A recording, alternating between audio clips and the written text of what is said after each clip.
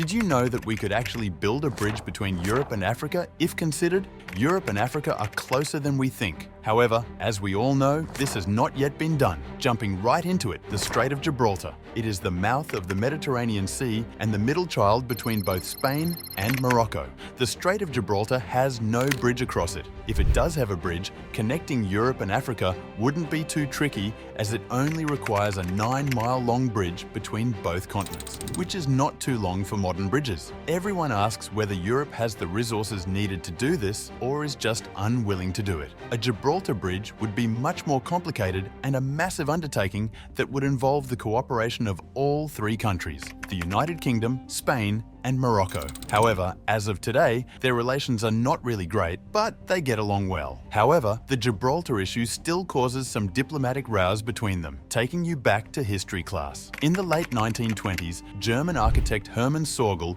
developed the atlantropa project. He wanted to connect Europe and Africa and make the latter's climate more suitable for Europeans. So, he suggested building a hydroelectric dam that would close the Straits of Gibraltar, an 18-mile-long dam along the seafloor up to 1,050 feet deep. This enormous dam seems entirely possible for him. He would also build a second dam across the Dardanelles, which would stop water from the Atlantic Ocean from flowing into the Mediterranean Sea, so the water level would gradually increase by 5 feet and then pump water along a unique channel to the Sahara, making an artificial sea there. This project will lower the level of the Mediterranean to 656 feet in just a few decades. The Gibraltar Dam alone would be able to generate 50 gigawatts of energy, which is over 50% of all the United States' nuclear energy today. This could provide electricity to the nearby regions and fresh water for the Sahara, making more land available for agriculture. I know that there is a lot of information to take in, but bear with me.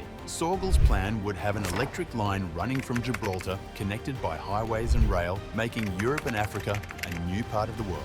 Many big manufacturers liked the project because they hoped to make a lot of money from it. Despite that, the necessary sum of money was never found. This was just a project that never saw the light of day. Sadly, Sorgel died in 1952 with his fantastic atlantropa, which remains a fairy tale to this day. It doesn't end there though. Fast forward to the 1990s, Chinese-American structural engineer T.Y. Lin also proposed a bridge across the strait. He wanted to connect Europe and Africa through 2 points: Point Oliveros and Point Cyrus. He attracted an engineering company from San Francisco, whose specialists created computer models and researched the structural configuration, roughness system, and aerodynamic characteristics. Overall, it was taken very seriously. The project was evaluated at $15 billion, but as usual, it just remained on paper. Also in 2004, American architect Eugene Sue proposed another extremely unusual bridge. He designed a floating bridge whose segmented construction is similar to a spine. Part of the bridge would go under the water so ships could pass over. He aimed at creating an artificial island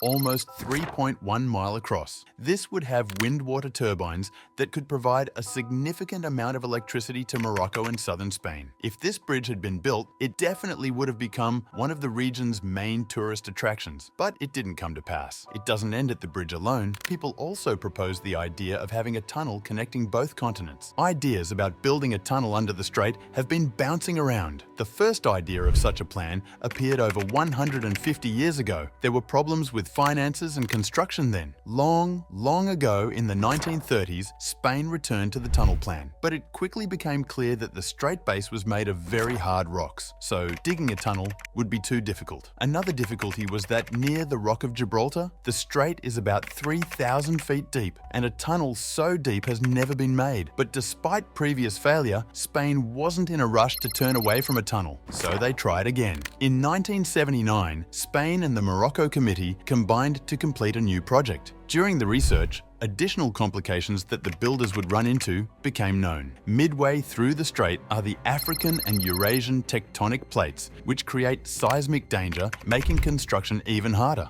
Let me break this down a bit. Seismic danger refers to the risk of earthquakes or shaking of the ground caused by movements in the Earth's crust. They tried to complete the project for 40 long years, but finally closed it because the two built parts collapsed and maintenance was difficult. The success of the Channel Tunnel tunnel made many people think that this could be the solution to the Europe-Africa crossing as well. With modern tunneling technology, it might be possible to get over the hard materials under the Strait of Gibraltar. A major geological study was undertaken in the 2000s as architects tried to find the easiest and safest route. They found out that while it might be possible, it wouldn't be easy. The shortest route led to a deep area of the strait, over 3,000 feet deep. Another area was found to have a depth of only around 900 feet, but it was much longer, over 14 miles. Fortunately, there is existing infrastructure. Both Spain and Morocco already have high-speed rail lines, which could serve as the foundations of the line. Both would have to build extensions from their current lines, meeting in the middle of the strait. At this point, the two lines would combine into the new Gibraltar Tunnel, creating a total line that would be around 25 miles long,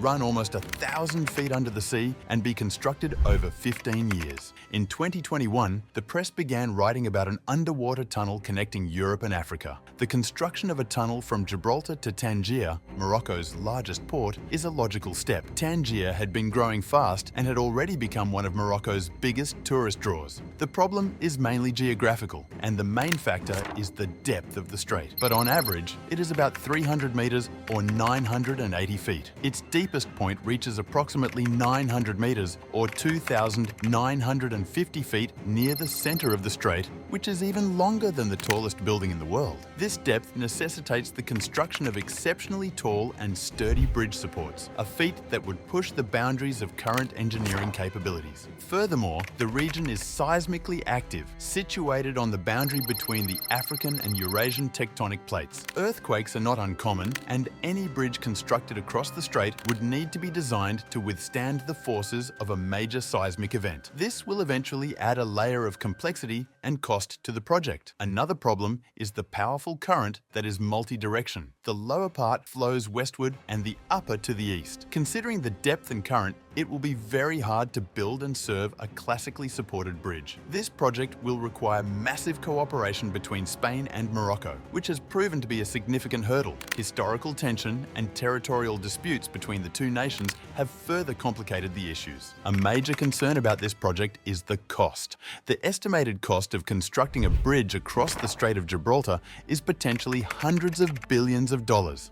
The economic benefit of such a project is uncertain, and the potential returns are far from guaranteed. Free movement has never been part of the deal in Europe and Africa. A bridge connecting Europe and Africa could potentially lead to increased migration between the two continents. Countless families from Africa flee political oppression and poverty in their country of origin. The absence of a bridge connecting Europe and Africa is due to its geographical effect and economic considerations. The idea of building a bridge is captivating. With such development, Africa will become one of the fastest developing areas in the world. The bridge and tunnel might not happen now, but Tangiers, the city that is the Moroccan endpoint, is growing fast. It quickly became one of Moroccan's biggest tourist draws, and as the trend continues, more tourists will clamour for a place at one of its fancy hotels. With this, they may find the prospect of an easy path from Europe to Africa a big selling point. As technology advances and international relations evolve, the possibility of such a project may become more feasible.